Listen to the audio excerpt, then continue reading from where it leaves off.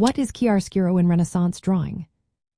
Have you ever wondered how artists create such lifelike images that seem to jump off the page? One of the key techniques that helped achieve this during the Renaissance is called chiaroscuro.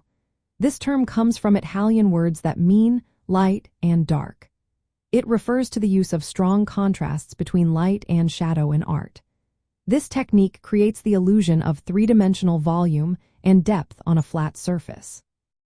Chiaroscuro was essential for modeling forms and figures, simulating how light interacts with objects. Artists aim to show how light falls from a specific source, which highlights shapes and gives a sense of space. This method was not just for painting, it played a significant role in drawing and printmaking as well. Famous artists like Leonardo da Vinci were masters of chiaroscuro. He often worked on medium-tone paper and used a mix of dark and light materials. For example, he would use charcoal for shadows and white chalk or gouache for highlights. This approach allowed him to create smooth transitions between light and shadow, making his subjects appear more realistic and three-dimensional. Chiaroscuro was closely tied to other innovations of the Renaissance, such as linear perspective. This technique helped create the illusion of depth in a scene. Another related method was sfumato, which softened edges and blended tones. Together, these techniques allowed artists to move away from flat, symbolic images to more natural and lifelike representations. In practical terms, chiaroscuro in Renaissance drawing served several purposes.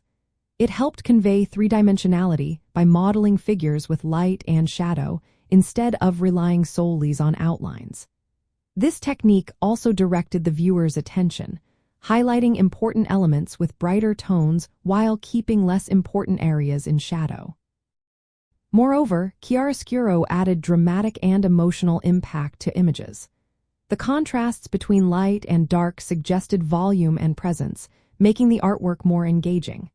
Additionally, artists used light to express symbolic meanings, like divine illumination in religious scenes.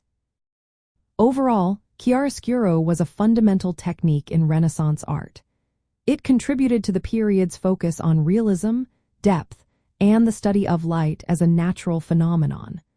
Understanding this technique helps us appreciate how Renaissance artists achieved their striking visual effects in drawing and painting.